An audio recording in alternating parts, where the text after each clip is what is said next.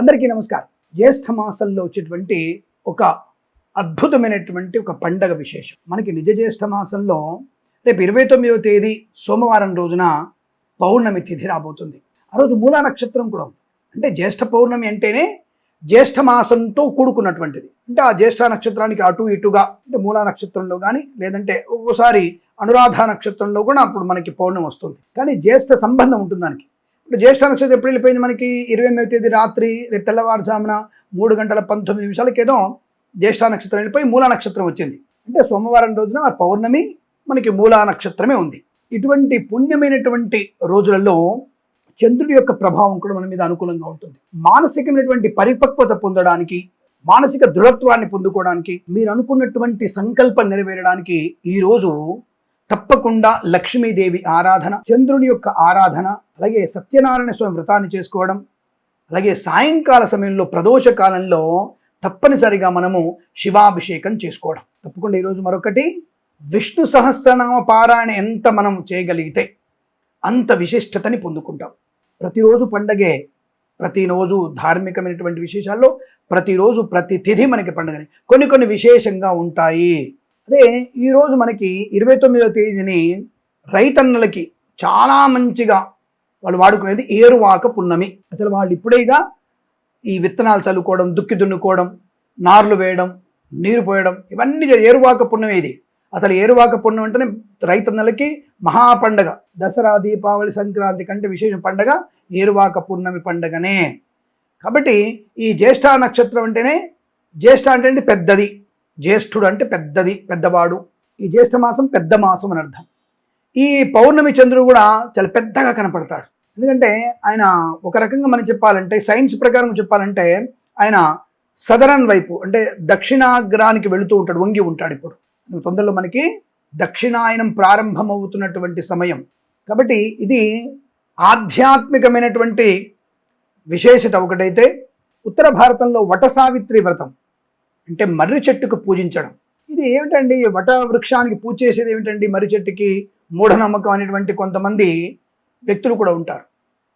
సావిత్రి ఈ యొక్క యముడి దగ్గర నుంచి సత్యవంతుడి ప్రాణాలు కాపాడడానికి సావిత్రి చేసినటువంటి యుద్ధానికి, అంటే సావిత్రి చేసినటువంటి శ్రమకి యముడిని వెంటబడుతూనే ఉంటుంది, నా భర్త ప్రాణాలు నాకు ఇమ్మని చెప్పేసి. సో ఈ యొక్క పతివ్రత ధర్మానికి ప్రతీకగా మర్రి చెట్టుకి తన యొక్క దారాలు చుట్టి దీర్ఘ సుమంగళ యోగానికి ఈ యొక్క మర్రి చెట్టుని ఈ సావిత్రి నమస్కారం చేసుకొని అప్పుడు యముడు వెంటబడుతుంది. తప్పకుండా యముడు ఒక సత్యవంతుడి యొక్క ప్రాణాలని ఇచ్చేసి సావిత్రికి దీర్ఘ సుమంగళ యోగం కలిగిస్తాడు. కాబట్టి ఉత్తర భారతంలో ఎక్కువగా ఈ మర్రి చెట్టుకు ప్రదక్షిణ చేయడం, అలాగే మనకి శ్రీకాకుళం వైపు, విశాఖపట్నం వైపు, అలాగే మహబూబ్ నగరు, అలాగే వరంగల్ జిల్లా, కరీంనగర్ జిల్లాలో కూడా ఈ తప్పనిసరిగా ఈ కార్యక్రమాలని అంటే మర్రి చెట్టుకి దారం చుట్టి దీర్ఘ సుమంగళి యోగం కొరకు వాళ్ళు పూజిస్తాడు. మర్రి చెట్టుని పూజించడమే వట సావిత్రి వ్రతము అంటారు దాన్ని. సత్యవంతుడి కథను, సావిత్రి కథను విన్నవారికి దీర్ఘ సుమంగళి యోగం ఉంటుందని మన పురాణాలు, శాస్త్రాలు చెప్పబడుతున్నాయి.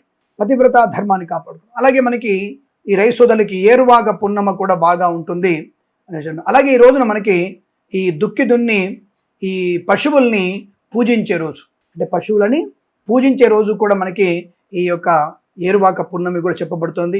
అలాగే మనము పూరీ క్షేత్రం వైపు వెళ్ళినట్టయితే ఈ కృష్ణుడికి, బలరాముడికి, సుభద్రలకు 108 కలశాలతో అభిషేకం చేసే ప్రక్రియ కూడా ఉంది. అందుకే ఈరోజు మనము భగవద్గీతలో ఖచ్చితంగా కొన్ని అధ్యాయాలు చదువుకోవడం వల్ల చాలా మంచి ప్రయోజనాన్ని పొందుకుంటాం.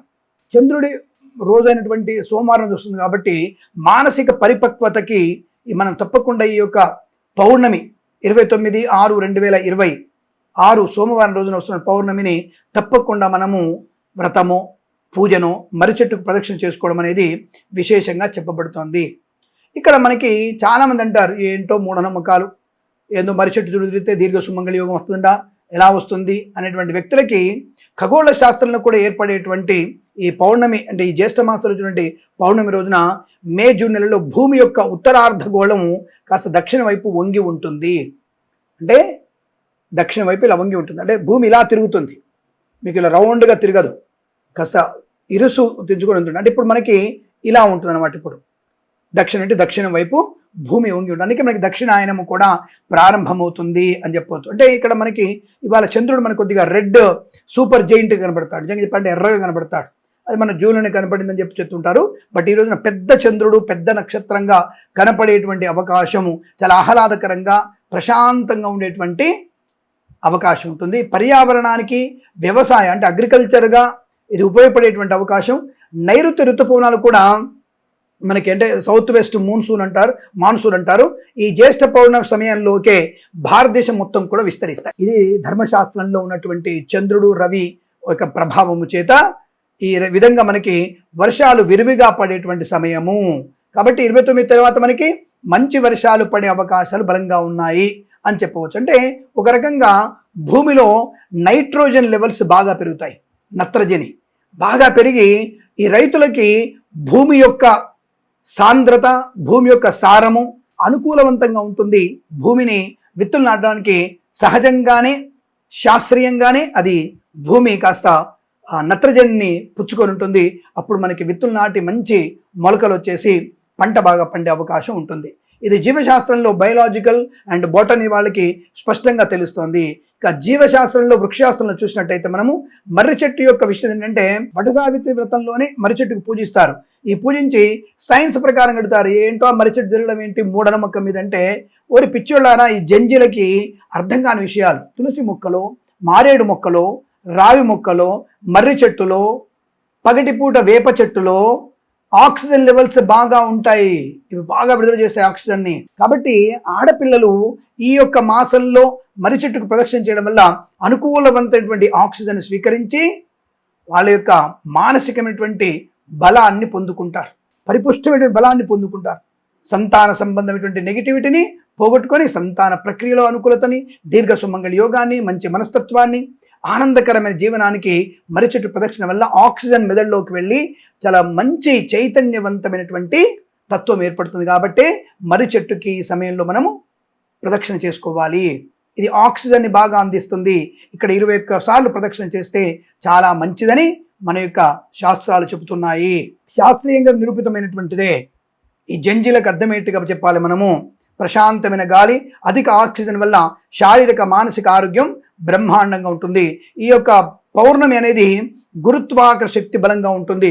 సముద్రంలో ఆటుపోట్లు ఎలా వస్తాయి? రవిచంద్రులు సమాన దిశలో ఉన్నారు. ఈ 2 శక్తులు, 2 గ్రహాలు, 2 నక్షత్రాలు ఈ నీటిని తమ వైపు లాక్కుంటున్నప్పుడు ఆటుపోట్లు ఎక్కువగా ఉంటాయి. కాబట్టి ఈ గురుత్వాకర్షణ శక్తి ఎక్కువగా ఉంటుంది కనుక ఈ సమయంలో మన యొక్క శరీరంలో కూడా 70% వాటరే ఉంటుంది. కొంతమంది మూర్ఖుడు నీళ్లు ఉన్నాయా, నేను తాగడానికి ఒక గ్లాస్ నీళ్ళు ఇస్తావా అంటాడు ఒకడు. రక్తం కూడా నీటిదేరా, నీటి సాంద్రత కలిగి ఉంటుంది. కాబట్టి అటువంటి నీటి సాంద్రత విషయంలో సమయంలో మన బాడీలో కూడా ఒక రకమైనటువంటి ఆటుపోటు ఉంటాయి. కాబట్టి ప్రశాంతంగా కూర్చొని, ఎక్కడ మర్రి చెట్టు కింద కూర్చొని, తులసి వనంలో కూర్చొని, బిల్వనంలో కూర్చొని ప్రశాంతంగా మనము ప్రాణాయామం చేసి ధ్యానము చేసుకున్నట్టయితే స్త్రీలకు కానీ పురుషులకు కానీ అనుకూలవంతమైన ఆరోగ్య ప్రక్రియ ఉంటుంది. హాస్పిటల్ వెళ్ళాల్సిన అవసరమే ఉంటుంది. కాబట్టి ఇది మెడిటేషన్ వల్ల, పూజలు చేసినప్పుడు మానసిక ఏకాగ్రత వల్ల, శాస్త్రీయమైనటువంటి ఆక్సిజన్ అందుకోవడం వల్ల మనలో అద్భుతమైనటువంటి ప్రయోజనాన్ని పొందుకుంటాం. అంటే ఇక్కడ ఏమిటి? శాస్త్రీయ దృక్పథంలో ఏర్వాక పౌర్ణమి రైతులకి, వట సావిత్రి వ్రతం చేసుకోవడం వల్ల, ప్రదక్షిణ చేయడం వల్ల మర్రి చెట్టుకి ఆడవారికి, ధ్యానము ఇతర ప్రక్రియల వల్ల పురుషులకి, జపము నామ స్మరణ వల్ల అందరి మనుషులకి ఒక అనుకూలవంతమైనటువంటి నిర్మలమైన ప్రశాంతత ఏర్పడుతుంది. కాబట్టి మనందరము ఈ జ్యేష్ఠ పౌర్ణమిని సద్వినియోగం చేసుకొని ఆనందమయ శుభ సుఖ జీవనాన్ని పొందాలని కోరుకుంటూ సర్వే జనా సుఖినో భవంతు. ప్రేమతో మీ కిరణ్ శర్మ.